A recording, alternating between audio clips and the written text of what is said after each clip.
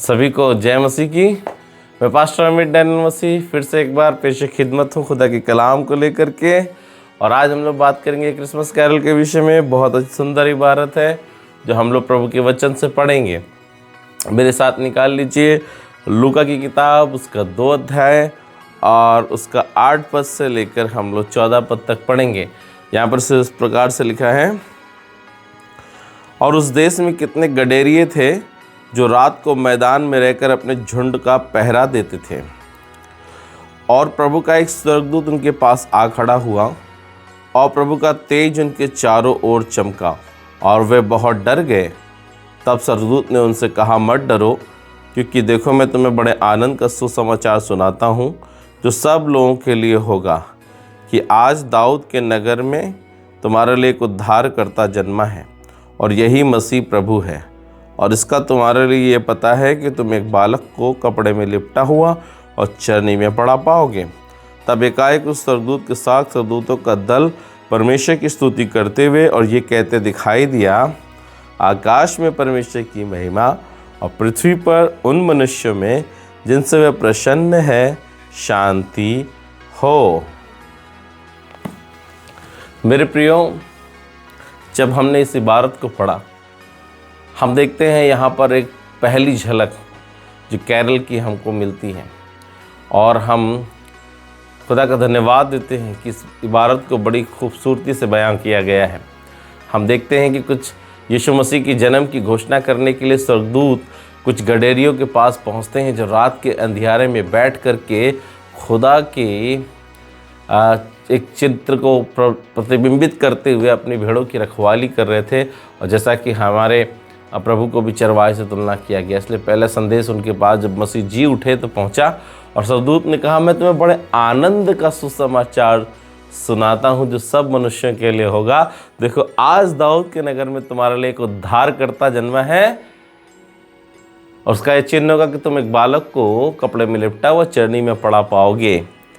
और यही मसीह प्रभु है जो अपने लोगों का उनके पापों से उद्धार करेगा। उद्धारकर्ता का जन्म हुआ।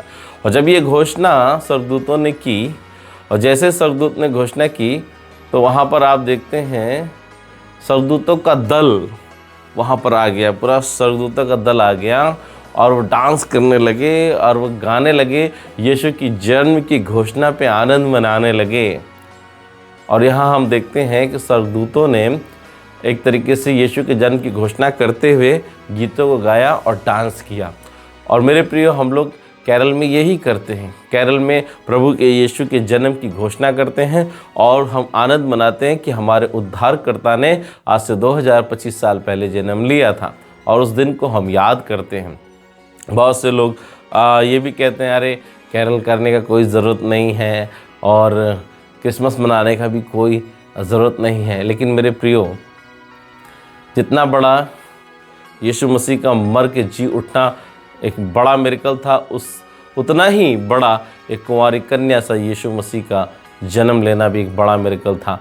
यदि हम उसके जन्म पे विश्वास नहीं करते तो हम उसकी मृत्यु पर भी विश्वास करना हमारे लिए कठिन होगा, क्योंकि वचन बताता है पहला आदम जो कि फेल हो गया था, क्यों इसीलिए यीशु मसीह को दूसरा आदम कहा गया ताकि वो कुंवारी कन्या से जन्म ले। आदम मतलब जिसका कोई नेचुरल माँ बाप ना हो। जैसा कि हमको पता है, जब उत्पत्ति की किताब में जाते हैं तो वहाँ पर लिखा हुआ है कि परमेश्वर ने आदम को मिट्टी से बनाया और उसको नींद में डालकर उसकी पसली से फिर उसी के नाई मांस भर करके हवा को बना दिया। उनके कोई माता पिता नहीं थे, इसलिए वो पहला आदम कहलाया। वैसे ही यीशु मसीह दूसरा आदम कहलाया, क्योंकि वो नेचुरल तरीके से जन्म नहीं लिया बल्कि ईश्वरीय स्वभाव में जन्म लिया। बहुत से लोग कहते हैं, अरे कैसे कुंवारी कन्या से कोई जन्म ले सकता है। अरे वो परमेश्वर है, परमेश्वर कुछ भी कर सकते हैं। जब यूहन्ना प्रभु का मार्ग सीधा करो ऐसा प्रचार कर रहे थे, ऊँट के रोम के वस्त्र पहनते थे और टिड्डियों को खाते हुए खुदा की आमद उसके राज्य की घोषणा कर रहे थे, तो वहाँ पर कुछ लोग आते हैं और कहते हैं, क्या हमको भी मन फिराने की आवश्यकता है? क्या हमको भी बपतिस्मा लेने का? हम तो इब्राहिम की संतान है। तो वहाँ पर यूहन्ना चेतावनी, अरे परमेश्वर तुम्हारे लिए, परमेश्वर इब्राहिम के लिए इन पत्थरों से भी संतान पैदा कर सकता है। परमेश्वर कुछ भी कर सकता है। Science can not explain it, क्योंकि परमेश्वर सारी चीज़ों से अलग है। उसी प्रकार से मेरे प्रियो, एक कुंवारी से जन्म लेना यीशु का एक बड़ा ही अद्भुत मिरेकल है और अपने आप में एक बहुत बड़ी बात है जो खुदा ने इस मिरेकल को हमारे लिए परफॉर्म किया। और उसी यीशु का कुंवारी कन्या से जन्म लेना एक अद्भुत घटना है, और इतनी अद्भुत घटना है कि उसकी घोषणा करने के लिए स्वर्गदूतों को पूरा दल आकर कहने लगा, आकाश में परमेश्वर की महिमा और पृथ्वी पर उन मनुष्यों में जिनसे वो प्रसन्न है शांति हो। स्वर्गदूत आनंद मना रहे थे कि एक उद्धारकर्ता जन्मा है। स्वर्गदूत खुश हो रहे थे कि स्वर्ग से एक उद्धारकर्ता धरती पर आ गया है, और जिनसे परमेश्वर प्रसन्न उन मनुष्यों के लिए वो आया है और उनका उद्धार करने के लिए आया है, जो पापों में, जो आदम के कामों के कारण नरक की आग में जलने के भागी हो गए थे, उनको छुड़ाने के लिए एक उद्धारकर्ता आया है। स्वर्गदूत डांस कर रहे हैं और आनंद मना रहे हैं। उनका तो कुछ इसमें सहभागिता भी नहीं है, उनका तो एक ही काम है, पवित्र पवित्र पवित्र परमेश्वर की महिमा करना। मगर वो किस बात से खुश हो रहे हैं? इस बात से खुश हो रहे हैं कि एक उद्धारकर्ता स्वर्ग से आकर जन्म ले रहा है। किसके लिए? मनुष्यों के लिए। परमेश्वर मनुष्य से प्रसन्न हुआ। मनुष्य कौन है? हम। तो यह सोचने वाली बात ये है मेरे प्रियो कि जब स्वर्गदूत हमारे लिए आनंद मना रहे हैं, पूरा स्वर्गदूत का दल आकर हमारे लिए आनंद मना रहा है और उद्धारकर्ता की घोषणा कर रहे, तो हमारे लिए तो वास्तव में मसीह जन्मा, तो हमें कितना आनंद मनाना चाहिए, हमें कितना अच्छे से घोषणा करनी चाहिए, हमें कितने अच्छे से कैरल को सेलिब्रेट करना चाहिए और घर घर जाके बताना चाहिए प्रभु के बारे में। तो जो हम कर सकते हैं हमें ज़रूर करना चाहिए और आनंद मनाना चाहिए। क्यों? क्योंकि हमारे लिए उद्धारकर्ता जन्मा था।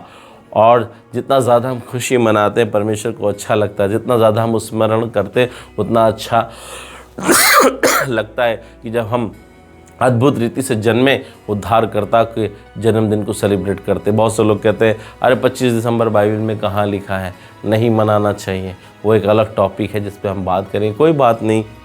हाँ, बाइबल में कोई डेट नहीं लिखी हुई है, लेकिन उस समय कैलेंडर भी नहीं हुआ करते थे। हमारा यीशु मसीह जहाँ से खड़ा हो गया वहाँ से कैलेंडर शुरू हो गया। लोगों ने उसके पीछे गिनना शुरू कर दिया, लोगों ने उसके आगे गिनना शुरू कर दिया। ईस्वी में, ईस्वी पूर्व, इतिहास 2 भागों में बढ़ गया। तो जब वहाँ कैलेंडर ही नहीं था तो उस डेट को ज्ञात करना अपने आप में एक बहुत ही मुश्किल बात है। लेकिन हमारा प्रभु जन्म लिया, ये तो सत्य घटना है ना, और जन्म लिया तो किसी दिन तो उसने ज़रूर लिया होगा। इसलिए जो विद्वान लोग थे, जो बाइबल के स्कॉलर्स लोग थे, उन्होंने एक मिलकर के एक समय निर्धारित किया और पूरा वर्ल्ड 25 दिसंबर को यीशु मसीह का क्रिसमस सेलिब्रेट करता। हाँ, ये वास्तविक डेट तो नहीं कि इसी दिन प्रभु यीशु जन्मे थे, लेकिन इस बात से कोई फ़र्क नहीं पड़ता। हमारे उद्धारकर्ता ने किसी ना किसी दिन तो जन्म लिया था, और पूरी दुनिया के लोग मिलकर यदि एक दिन सेलिब्रेट कर रहे हैं तो ये बहुत ही आनंद की बात है, क्योंकि हमारे लिए उद्धारकर्ता प्रभु ने जन्म लिया आज से 2025 साल पहले। इसलिए हमें आनंद मनाने में कोई कंजूसी नहीं करनी चाहिए, कोई कमी घटी नहीं करनी चाहिए।